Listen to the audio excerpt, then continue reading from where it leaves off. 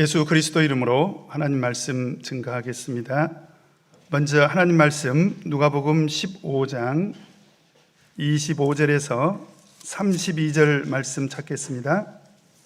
누가복음 15장 25절에서 32절 말씀 제가 봉독하겠습니다. 마다들은 밭에 있다가 돌아와 집에 가까웠을 때에 풍류와 춤추는 소리를 듣고 한 종을 불러 이 무슨 일인가 물은데 대답하되 당신의 동생이 돌아왔음에 당신의 아버지가 그의 건강한 몸을 다시 맞아들이게 됨을 인하여 살진 송아지를 잡았나이다 하니 저가 노하여 들어가기를 즐겨 아니하거늘 아버지가 나와서 권한대 아버지께 대답하여 가로되 내가 여러 해 아버지를 섬겨 명을 어김이 없거늘 내게는 염소 새끼라도 주어 나와 내 벗으로 즐기게 하신 일이 없더니 아버지의 살림을 창기와 함께 먹어버린 이 아들이 돌아오매 이를 위하여 살진 송아지를 잡으셨나이다. 아버지가 이르되 예 너는 항상 나와 함께 있으니 내 것이 다 네 것이로되 이 내 동생은 죽었다가 살았으며 내가 잃었다가 얻었기로 우리가 즐거워하고 기뻐하는 것이 마땅하다 하니라. 아멘. 오늘 이 시간에는 우리가 기뻐하는 것이 마땅하니라는 말씀의 제목으로 하나님 말씀 상고하고 같이 은혜 나누도록 하겠습니다. 최근에 어느 교회 어느 성도님께서 부여에 있는 궁남지에 놀러를 갔습니다. 노는 것이 얼마나 즐거웠는지는 모르겠습니다만은 그러다 보니까 지갑을 분실하고 말았습니다. 보통 지갑에 뭐가 들어있죠? 지갑에 뭐가 들어있습니까? 카드 들어있잖아요. 카드. 그 다음에 신분증도 있잖아요. 그 다음에 요즘은 뭐 현금 가지고 다니는 분들이 그렇게 많지 않습니다만은 그 성도님은 그 지갑에 5만 원짜리도 몇 장, 만 원짜리도 몇 장, 천 원짜리도 몇 장, 그래서 몇십만 원의 현금까지 든 지갑을 통째로 몽땅 다 잃어버리고 만 것입니다. 당황한 그 성도님은 이제 관리사무소에 가서 명함을 주고 꼭 지갑을 찾으면 돌려 보내주십시오 이렇게 당부를 하고 집으로 돌아왔습니다만은 여러분 이런 경우에 지갑을 찾는 것이 쉬워요? 어려워요? 어렵습니다. 정말 어려워요. 아니나 다를까 몇 개월이 지나도 전혀 소식이 없는 거예요. 이제 잃어버렸구나. 그렇게 포기하고 까마득히 잊고 지내던 어느 날 3개월 만에 얼마 만에요? 3개월 만에 어디서 연락이 왔냐면 김포경찰서 분실물 센터에서 문자가 온 거예요. 이제 분실물을 보관 중입니다. 찾아가시라고. 그래서 직접 김포까지 갈 수가 없어서 급히 연락해서 신분 확인 절차를 거쳐서 이제 등기로 그 지갑을 돌려받았습니다. 여러분 아끼던 지갑이었는지 어쨌는지는 모르지만 어쨌든 그 지갑을 돌려받은 그것만 해도 굉장히 참 놀라운 일이고 참 기쁜 일이지 않습니까? 그런데 지갑을 열어보니까요 카드가 그대로 있는 거예요. 신분증도 그대로 있는 것입니다. 현금도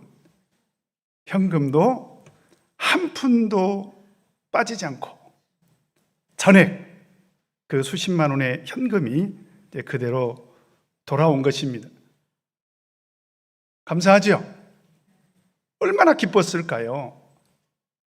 아마 우리가 살아가면서 아마 대부분의 성도님들은 이런 기쁨을 한 번 정도로 누린 적이 있죠? 저희들도 있어요. 한 가지 더 소개를 한다면 제가 몇 년 전에 외국을 이제 목자님들과 같이 출장을 가게 됐습니다. 그런데 그 출장 가기 직전에 어느 성도님 집에 이제 신방을 가게 됐어요. 그러니까 어느 성도님이 또 이렇게 우리 목자님들과 같이 외국에 출장을 간다고 하니까 여비에 조금이라도 보탬이 됐으면 좋겠다 이렇게 말씀을 하시면서 이제 봉투를 주셨어요. 뭐 봉투에 얼마가 들었는지는 제가 이제 거기서 이렇게 셀 수가 없잖아요. 그래서 이제 잘 사용하겠습니다. 감사하게 이렇게 생각하고, 참 송구스럽지만 어쨌든 주신 성의를 생각해서 감사하게 받고 집으로 돌아왔습니다. 집으로 와서 보니까 봉투가 사라진 거예요. 아무리 기억을 더듬어 봐도 도대체 그 봉투를 호주머니에 넣었는지 성경책 속에 끼워 넣었는지 다 뒤져봐도, 탈탈 털어봐도 이 봉투가 사라진 것입니다. 돈의 액수의 문제가 아니라 그 주신 분의 성의를 생각할 때 막 속이 너무 상하고 너무 마음이 아프고, 그래서 어떻게 해서든지 이 돈을 찾아야 되겠는데, 그때가 바로 캄캄한 저녁이었거든요. 이 늦은 저녁에 제가 그 집에서 여기까지 오는 동안에 사실은 차를 끌고 또 갔다 왔거든요. 그래서 차를 끌고 갔다 오는 동안에 도대체 이게 발이 달렸는지 손이 달렸는지 이 봉투가 사라진 거예요. 그래도 억울한 마음에 내가 이 돈을 꼭 찾아야 되겠다, 이렇게 생각을 하고 이제 다시 운전대를 잡고 가면서 기도가 절로 나오더라니까요. 그래서 가는 동안에 기도를 했습니다. 그리고 이제 그 아파트 주차장에 딱 들어가 보니까 이게 웬일입니까?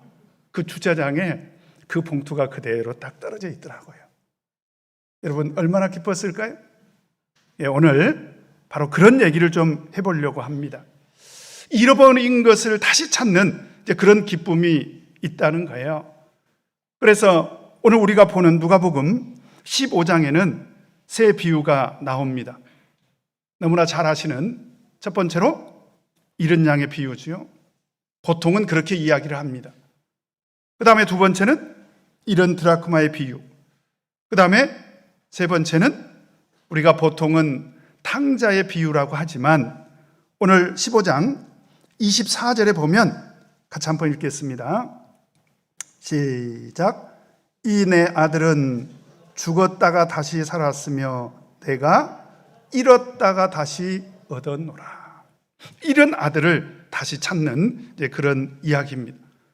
그래서 공통점은 뭐냐면 전부 잃은 것을 다시 찾은 거예요. 그래서 양도 잃은 양을 다시 찾은 것이고, 드라크마도 잃은 드라크마를 다시 찾은 것이고, 아들도 역시 잃은 아들을 다시 찾은 것입니다. 그런데 그 잃은 것을 다시 찾음으로 인해서 어떤 일이 벌어집니까? 자, 우리 15장 6절 7절 한번 보도록 하겠습니다. 6절 7절 같이 한번 읽겠습니다. 시작. 집에 와서 그 벗과 이웃을 불러 모으고 말하되 나와 함께 즐기자. 나의 잃은 양을 찾았노라 하리라. 내가 너희에게 이르노니 이와 같이 죄인 하나가 회개하면 하늘에서는 회개할 것 없는 의인 99을 인하여 기뻐하는 것보다 더하리라. 여기서 지금 어떤 단어가 등장하냐면 함께 즐기자는 거예요. 이런 것을 찾았기 때문에 함께 즐기자는 것입니다. 그리고 잔치까지 열어요. 이런 양 한 마리를 찾았다고 해서 나와 함께 즐기자고 하면서 잔치를 벌이더라는 것입니다. 9절에도 보니까 같이 한번 읽겠습니다. 시작.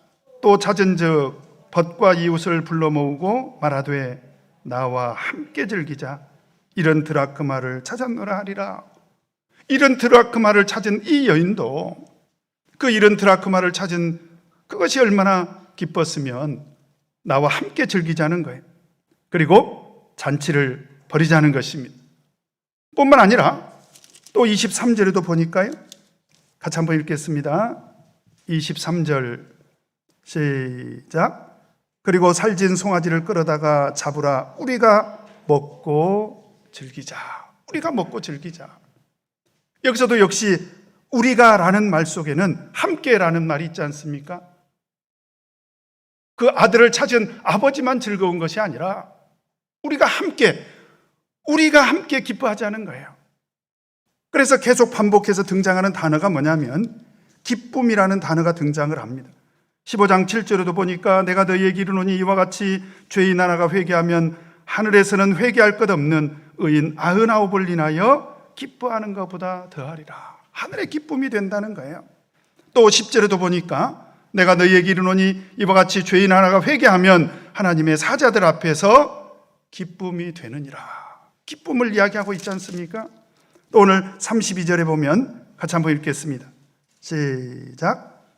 이내 동생은 죽었다가 살았으며 내가 잃었다가 얻었기로 우리가 즐거워하고 기뻐하는 것이 마땅하다 하니라.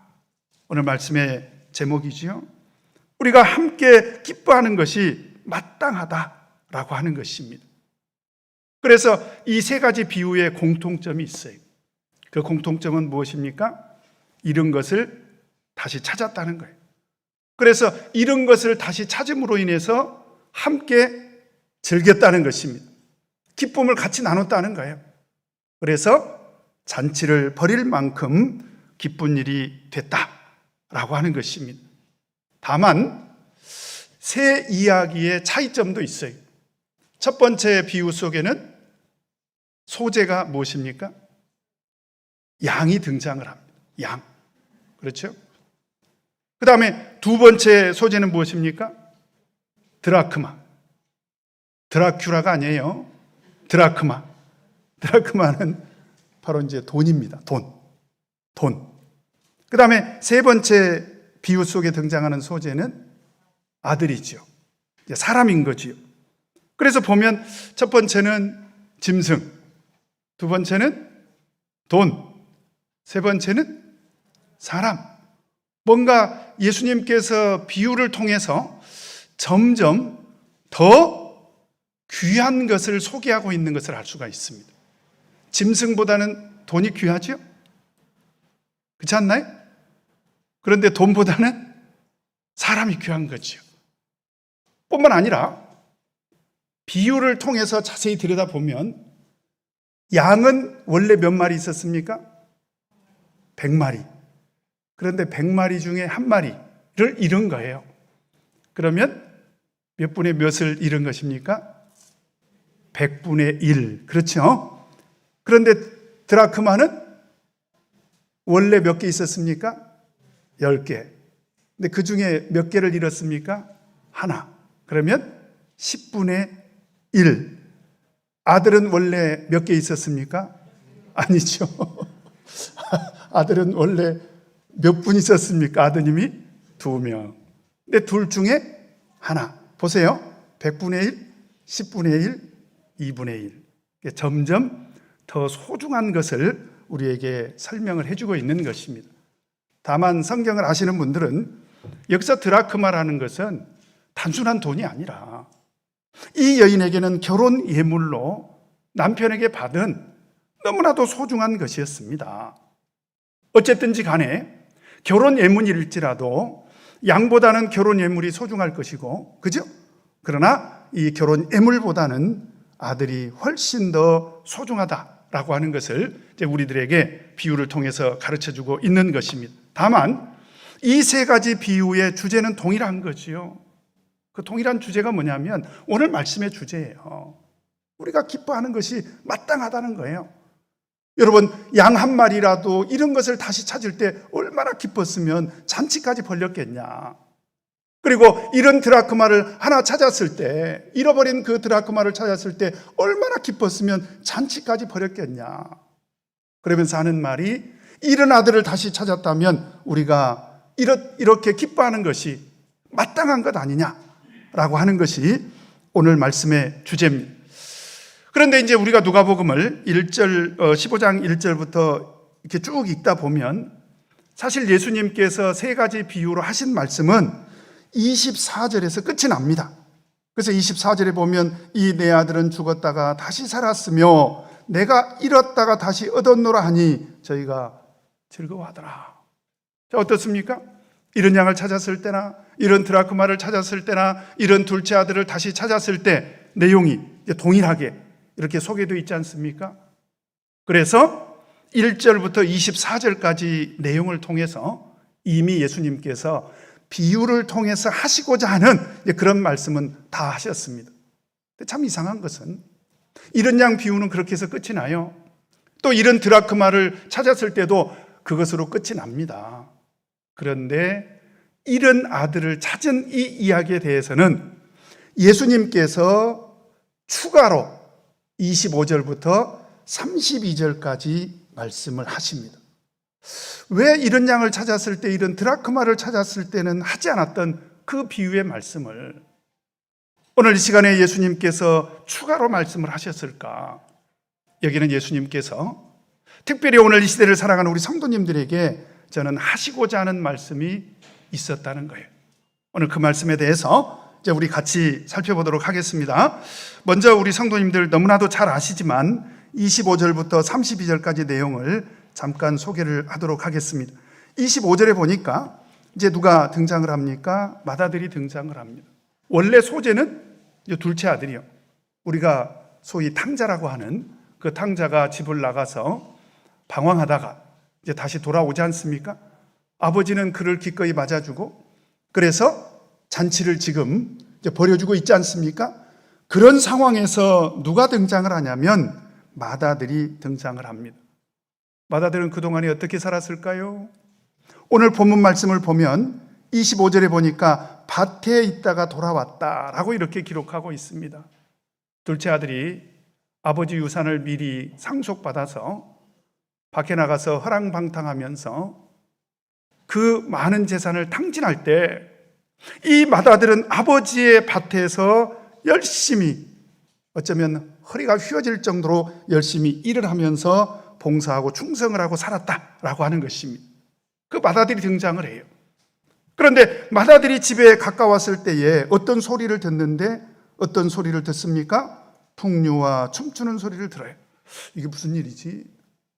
우리 집에서 잔치를 벌일 일이 없을 텐데, 그러면서 생각해 보니까 내 생일도 아니고 아버지 생일도 아니고 엄마 생일도 아니고 이게 뭐지? 이제 궁금해하지요. 그래서 집에 가서 종들을 불러가지고 묻습니다. 26절 27절 같이 읽겠습니다. 시작. 한 종을 불러 이 무슨 일인가 물은데 대답하되 당신의 동생이 돌아왔음에 당신의 아버지가 그의 건강한 몸을 다시 맞아들이게 됨을 인하여 살진 송아지를 잡았나이다. 아하, 이유를 알게 된 거예요. 동생이 돌아왔다는 거예요. 꿈에도 보고 싶었던 그 동생. 그 동생이 돌아왔으니 잔치를 벌일만 하죠. 여러분, 이게 상식 아닙니까? 동생이 집을 나갔는데 꿈에도 그리워하지 않으셨어요? 언제라도 다시 돌아왔으면 좋겠다. 아마 이런 소망을 갖고 살지 않았겠습니까? 그런데 오늘 예수님의 비유 속에 등장하는 맏아들입니다. 이 비유 속에 등장하는 맏아들은 어떤 반응을 보입니까? 28절에 보니까 같이 한번 읽겠습니다. 시작. 저가 노하여 들어가기를 즐겨 아니하거늘 아버지가 나와서 권한대. 어떤 반응을 보입니까? 화를 냅니다. 누가 돌아왔는데? 동생이 돌아왔는데, 죽은 줄 알았던 동생이 돌아왔는데, 그리고 다시 살아 돌아온 그 동생을 위해서 잔치를 벌이고 있는데 화를 내는 거예요. 그러면서 심지어 아버지가 나와서 권하기까지 하는데도 이 큰아들은 전혀 요지부동입니다. 근데 생각해 보면 이 큰아들 입장에서도 화를 낼 만한 것 같기도 해. 그렇죠? 예, 그렇게 생각하신 분들은 좀 문제가 있어요. 그러나 어쨌든 이 큰아들 입장에서 생각해 보면, 화를 낼 만한 것이 이유가 있습니다. 29절 30절 같이 읽겠습니다. 시작. 아버지께 대답하여 가로되 내가 여러 해 아버지를 섬겨 명을 어김이 있거늘 없거늘 내게는 염소 새끼라도 주어 나와 내 벗으로 즐기게 하신 일이 없더니 아버지의 살림을 창기와 함께 먹어버린 이 아들이 돌아오매 이를 위하여 살진 송아지를 잡았나이다. 이렇게 이제 화를 내는 거예요. 여러분, 이치에 다하여 틀린 말이에요.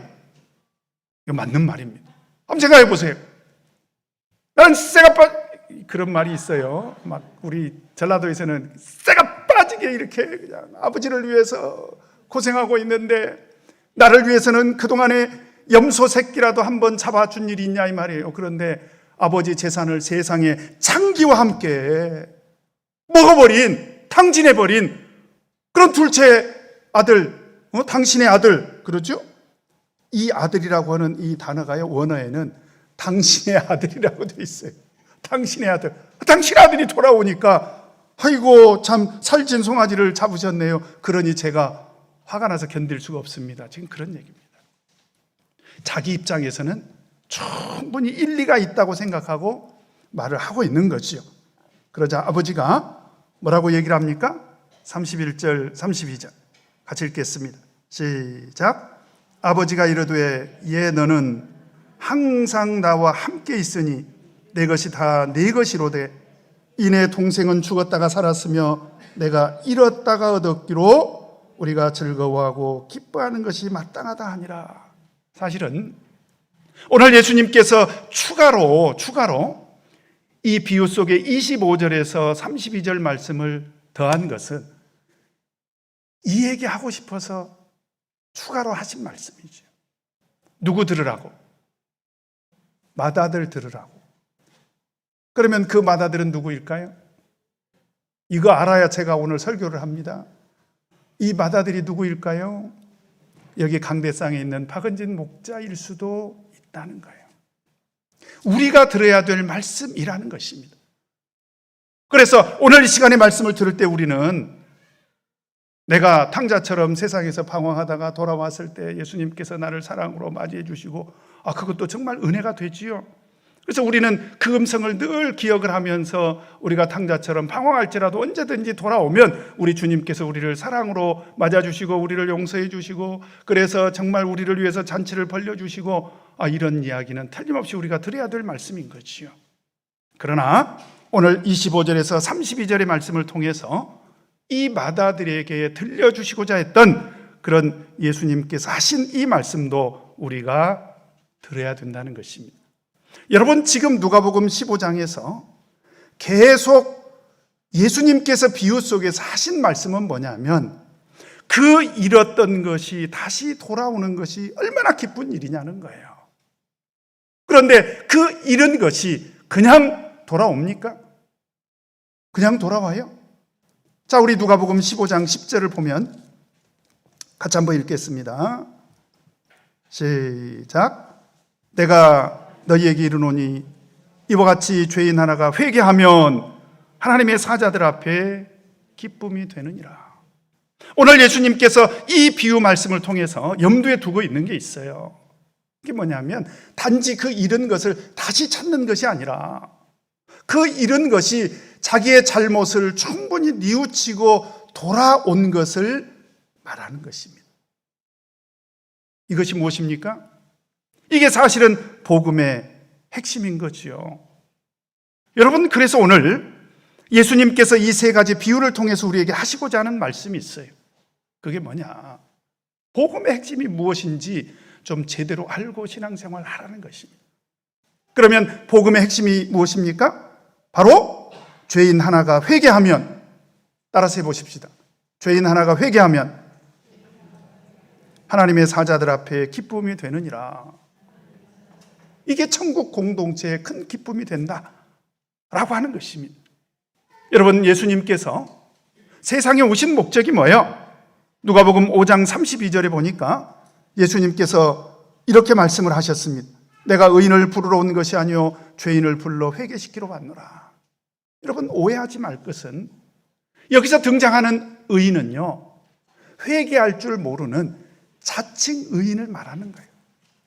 스스로 자기를 의롭다고 여기는 그런 사람들을 말하고 있는 것입니다.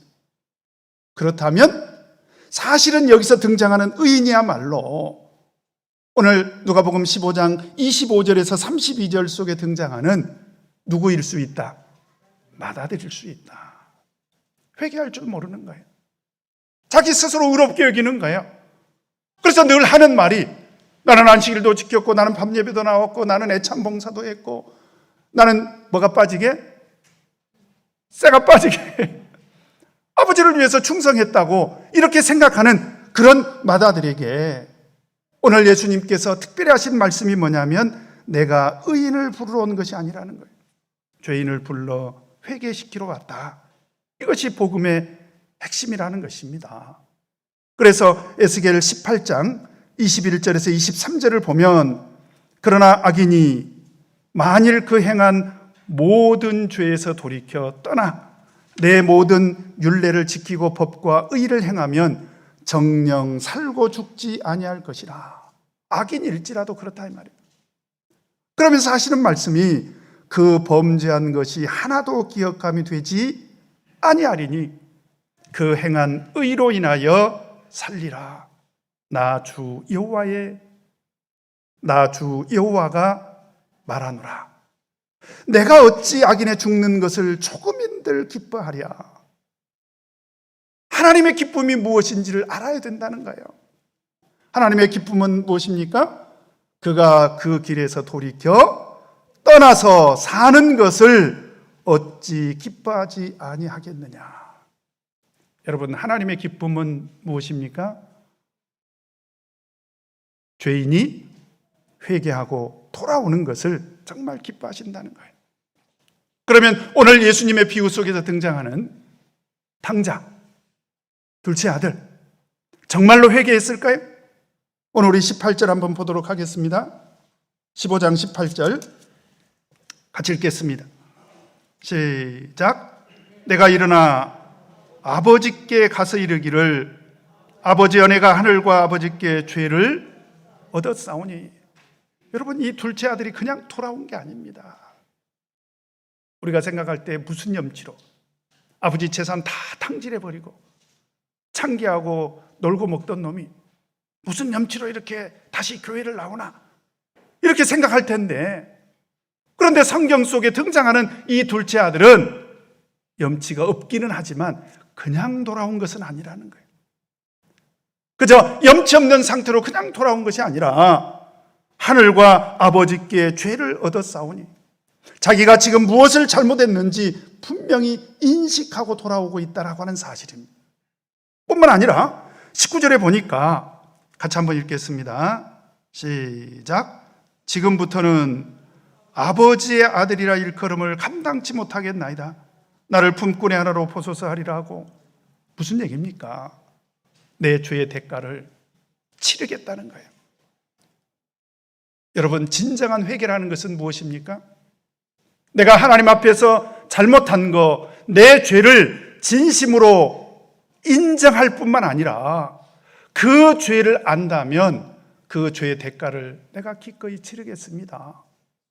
그러면서 내가 돌아간다면 이제는 아버지의 아들이라 일컬음 받을 수가 없고 나는 이제 품꾼의 하나로, 다시 말하면 종으로 살겠다라고 하는 것입니다.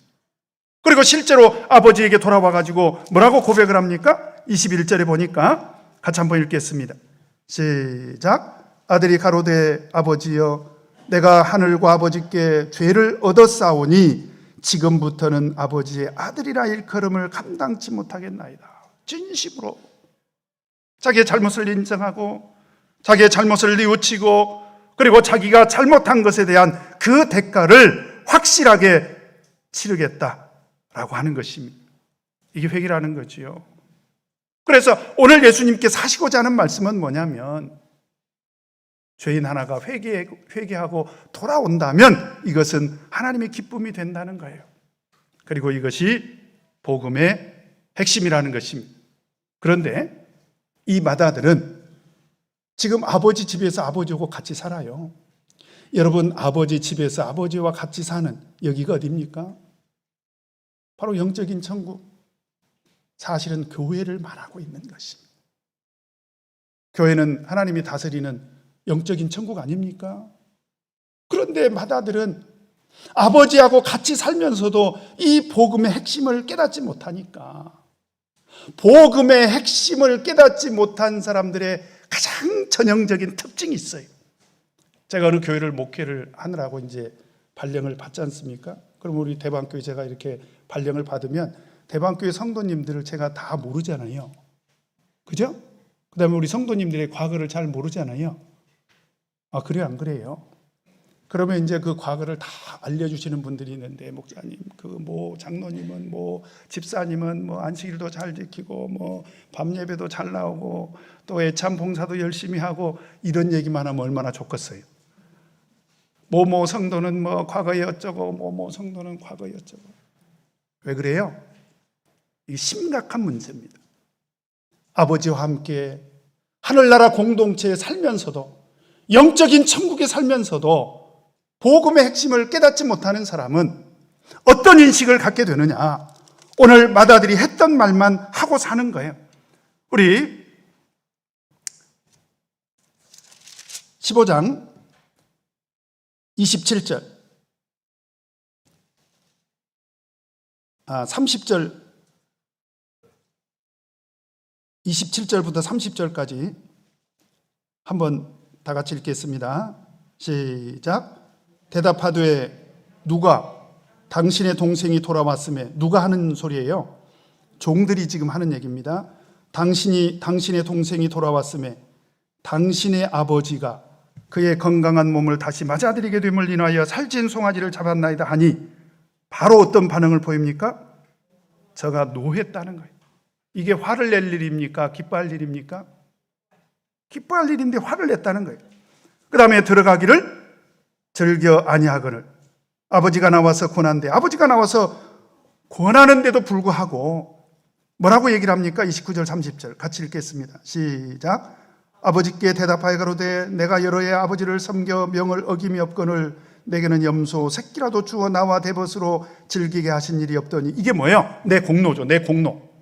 내가 지금까지 쇠가 빠지게 이렇게 고생했다. 난 정말 교회를 위해서 정말 열심히 봉사했다. 자기 공로는 드러내죠. 그 다음에 30절 같이 읽겠습니다. 시작. 아버지의 살림을 창기와 함께 먹어버린 이 아들이 돌아오매 이를 위하여 살찐 송아지를 잡으셨나이다. 지금 이 맏아들이 지금 지적하는 것은 무엇입니까? 이 둘째 아들의 죄와 허물을 계속 기억하고 그것을 지적하고 있는 거예요. 여러분, 복음의 핵심을 이해하지 못하는 사람의 전형적인 특징이 있습니다. 그게 뭐냐면 자기 잘한 건 어떻게 해서든지 드러내려고 해요. 그리고 남의 잘못도 어떻게 해서든지 드러내려고 하더라. 복음의 핵심을 깨닫지 못하는 사람은 다른 성도들의 죄만 기억을 하더라는 거예요. 그러나 우리 주님의 생각은 달랐다는 거예요. 지금 아버지 입장에서는 회개하고 돌아온 것만 해도 감사한 거예요. 그러니까 아버지는 계속 뭐라고 얘기를 합니까? 24절에 같이 한번 읽겠습니다. 시작. 이내 아들은 죽었다가 다시 살아났으며 내가 잃었다가 다시 얻었노라 하니 저희가 즐거워하더라. 아버지가 하고 싶은 말은 뭐냐면 다시 돌아왔다는 거예요. 그것만 생각하고 싶다는 거예요. 그래서 오늘 32절에도 뭐라고 얘기를 하고 있습니까? 이내 동생은 죽었다가 살았으며 내가 잃었다가 얻었기로 우리가 즐거워하고 기뻐하는 것이 마땅하니라. 이 아버지 눈에 보이는 그 아들은 어떤 아들인가? 잃었다가 다시 찾은 그 아들. 돌아온 것만 해도 너무너무 감사하고 기쁘다는 거예요. 따라서 해보십시다. 돌아온 것만 해도 감사하다, 기쁘다, 진심이지요? 그것이 복음의 핵심이라는 거예요. 오늘 예수님께서 누가복음 15장에 사실은 탕자의 비유를 통해서 오늘 이 시대를 살아가는 우리 성도님들에게 들려주고 싶었던 정말 중요한 메시지라는 것입니다. 복음의 핵심은 죄인 하나가 회개하고 돌아오면 그것이 하나님의 기쁨이 된다라고 하는 것입니다. 그 다음에 두 번째로 또 하나 우리가 이해해야 될 것은 뭐냐면 이 아버지와 맏아들이 같이 사는 곳이 어디라고요? 여기가 바로 영적인 천국입니다. 다시 말하면 오늘날 이 시대에 우리가 신앙생활하면서 더불어 살아가고 있는, 그래서 하나님과 그리고 맏아들과 그리고 돌아온 둘째 아들이 다시 살아야 되는, 같이 살아야 되는, 더불어 살아야 되는 그런 영적인 천국이라는 거지요. 그런데 중요한 것은 뭐냐면 이 맏아들은 그 하나님과 더불어서 그리고 돌아온 탕자인 그 동생과 더불어서 살아가야 되는 영적인 천국의 속성에 대해서 몰랐다는 거예요. 그래서 오늘 이 비유를 통해서 오늘 예수님께서 꼭 깨우쳐 주고 싶었던 것은 뭐냐면 천국의 속성에 대해서 올바로 알아야 된다는 거예요. 지금 우리 주님과 더불어서, 그리고 우리 사랑하는 성도님들과 더불어서 지금 우리가 이 영적인 천국, 교회에서 신앙생활 하고 있지 않습니까? 여기가 천국인데, 그러면 이 천국에서는 우리가 어떻게 신앙생활을 해야 될 것인가? 오늘 예수님 비유 속에 등장하는 천국의 속성, 제가 4가지를 간단히 소개해 드리겠습니다. 첫째, 이 아들이 돌아오니까 비록 죄를 짓고 돌아오긴 했지만 그 아들이 자기의 잘못을 회개하고 돌아오니까 아버지는 제일 먼저 그를 위해서 어떻게 했습니까? 잔치를 벌였다는 것입니다. 무슨 얘기냐? 영적인 천국에서는 회개하고 돌아온 사람들을 위해서 기꺼이 잔치를 벌여줄 수 있어야 된다는 거예요. 우리 대방교회는 그렇게 회개하고 돌아온 사람들을 위해서 기꺼이 잔치를 베풀어 주고 있습니까? 오늘 예수님의 비유 속에서는 그 잔치를 위해서 뭘 잡았어요? 소고기는 아니라 하더라도 닭고기라도 잡아야 돼요. 아시겠죠? 그래서 기꺼이 잔치를 벌여줄 수 있어야 된다. 그 다음에 2번째는 이 큰 아들이 화가 난 이유가 있어요. 그 화가 난 이유가 뭐냐면 우리 다시 한번 29절 한 번 더 읽겠습니다. 시작.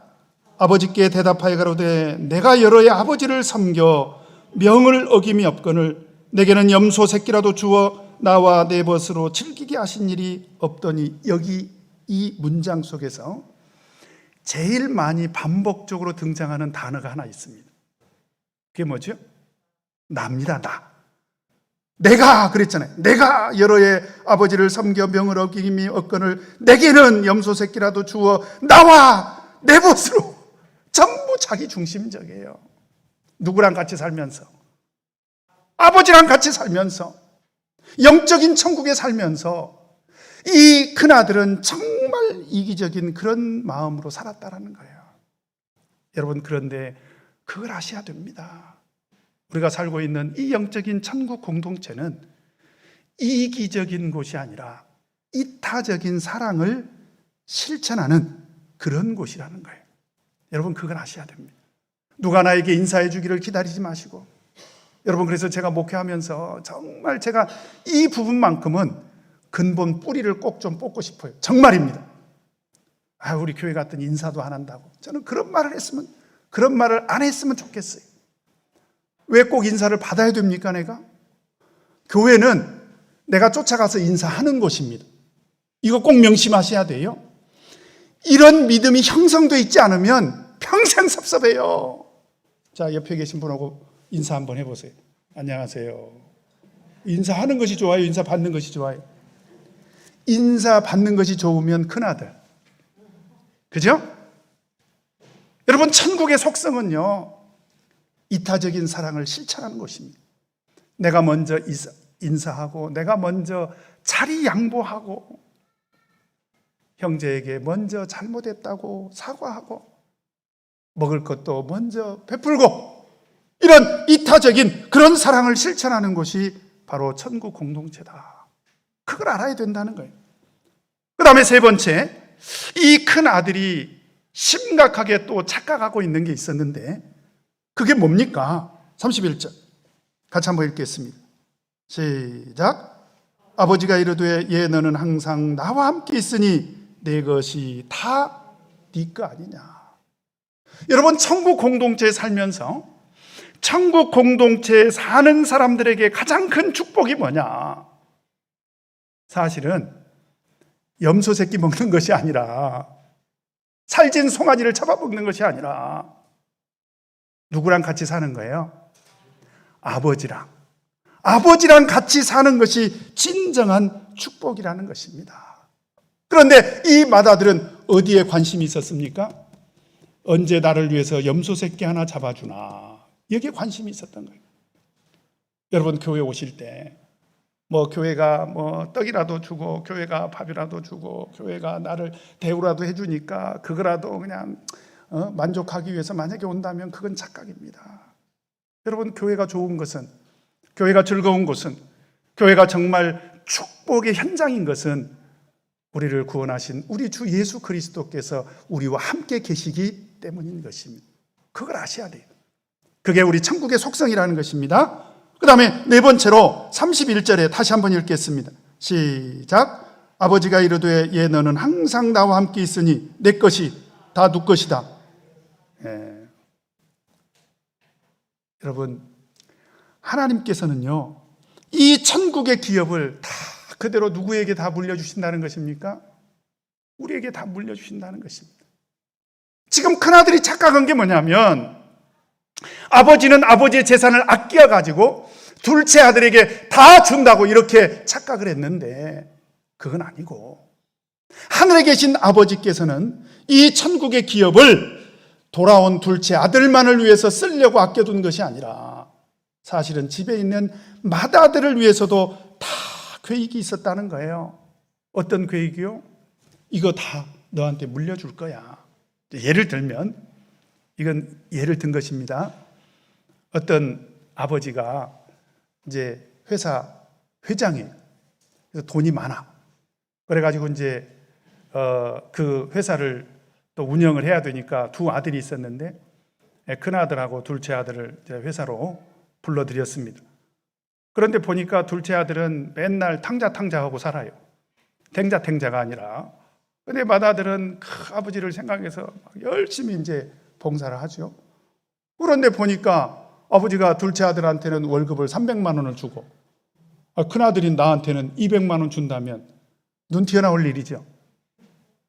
화날 일이죠.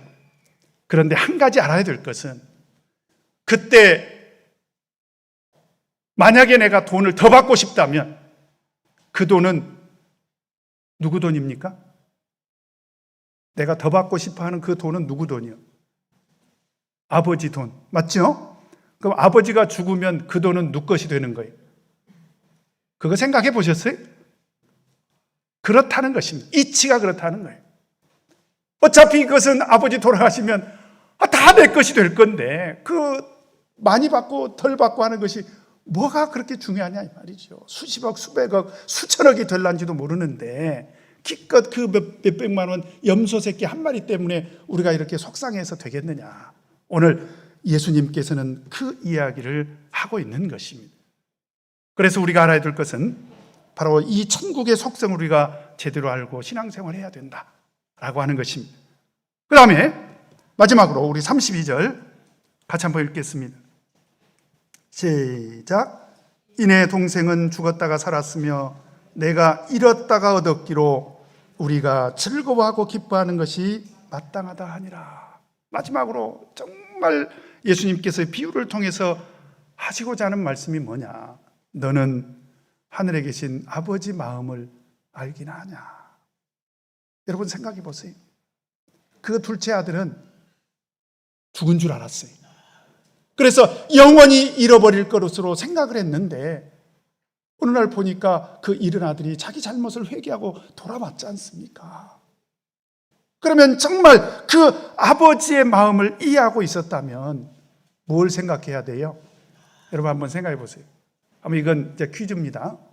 사실은 아버지가 둘째 아들이 돌아오기 전까지 큰아들한테 정말 하고 싶었던 말이 있었을 것 같아요. 여기는 안 나와요. 근데 저는 꼭 우리 성도님들에게 설교할 때는 그걸 좀 여쭤보고 싶어요. 둘째 아들이 집을 나갔습니다. 소식이 없어요. 그럴 때 맏아들, 큰아들한테 이 아버지가 꼭 하고 싶었던 그런 말씀이 있습니다. 그게 뭘까요? 가서 네 동생 살았는지 죽었는지 한번 가서 찾아봐. 아마 이런 말이 하고 싶었을 거예요. 그런데 그런 아버지 하나님의 마음을 모르고 신앙생활한다면 그건 문제라는 거예요. 오늘 이 시간에 우리 하나님께서 우리에게 들려주시는 말씀이 이 내 동생은 죽었다가 살았으며 내가 잃었다가 얻었기로 우리가 즐거워하고 기뻐하는 것이 마땅하다 하니라. 우리는 이렇게 좋은데, 우리는 아버지 집에서 이렇게 행복한데, 우리는 아버지 집에서 이렇게 평안한데, 집 나간 우리 동생들, 여러분 여기서 이 동생은 우리 엄마가 낳은 우리 동생을 말하는 것이 아니라 우리 하나님의 자녀들을 말하는 거예요. 우리 집 나간 하나님의 자녀들, 어디서 살았는지 죽었는지 우리가 가서 찾아야 되지 않겠는가. 저는 그 말이 우리 꼭 하고 싶었던 그런 말이라고 생각이 듭니다. 그러면 두 번째로, 이제 그 둘째 아들이 돌아왔습니다. 그러면 둘째 아들이 돌아왔을 때 이 아버지가 꼭 좀 또 하고 싶었던 말이 있었을 것 같아요. 뭘까요? 자식 키워본 분들은 다 아는데, 싸우지 말고 어떻게 지내라. 사이좋게 지내라. 자, 따라서 해보십시다. 싸우지 말고 사이좋게 지내라. 제가 최근에 이런 양을 한번 만났어요. 그래서 저는 그분의 믿음을 회복시켜주기 위해서 성경에서 나온 믿음의 이치를 쭉 얘기했더니 그분이 처음부터 끝까지 고개를 계속 끄덕거리면서 다 안다는 거예요. 그러면 왜 다 알면서도 왜 그렇게 안 돌아오려고 하냐? 뭐가 걸림돌이 있냐? 뭐가 문제가 있냐? 그랬더니 정말 안타깝게도 이런 얘기를 하더라고요. 사람 때문이지요. 그런 얘기를 하는 거야. 그러니까 집 나간 사람들이 정말 믿음의 이치도 알고 참예수 교회가 구원이 있고 그래서 참예수 교회 가서 예수 믿고 천국 가고 싶은 마음이 간절한데 우리 믿음 안에 있는 우리 믿음 공동체 안에서 우리 성도들과 더불어서 사이좋게 지낼 자신이 없다는 거예요. 참 그런 얘기를 할 때 제가 마음이 아프더라고요. 여러분, 오늘 이 아버지의 마음을 우리가 알아야 됩니다. 한 번 더 따라서 하십시다. 싸우지 말고 사이좋게 지내자. 그래서 저는 이런 생각이 들어요. 천국의 이치는 고아간에 우리 성도님들이 보고 싶어서라도 이런 양들이 꼭 좀 돌아왔으면 좋겠어요. 저는. 안 그렇습니까? 그랬더니 아이고 목사님 큰일 날 소리 하네. 믿음의 이치가 중요하죠. 틀림없죠. 그러나 어쨌든지 그분들이 돌아와야 되지 않겠습니까? 오늘 이 말씀 들으시면서 우리 사랑하는 성도님들, 어디 가서 우리 동생들이 죽었는지 살았는지 꼭 찾아보시길 바랍니다. 아시겠죠? 그리고 그 동생들 다시 돌아온다면 어떻게 해야 된다고요? 싸우지 말고 사이좋게 지내시길 바랍니다. 이것이 바로 하늘에 계신 우리 하나님의 기쁨인 것을 꼭 명심하시고 앞으로 이런 양들이 돌아온다면, 아니 돌아오도록 기도하시고 돌아오도록 찾으시고 또 그 이런 양들이 돌아온다면 정말 기쁨으로 맞이해 주시는 저와 여러분 되시기를 예수 그리스도 이름으로 축원합니다. 다 같이 묵도하시겠습니다.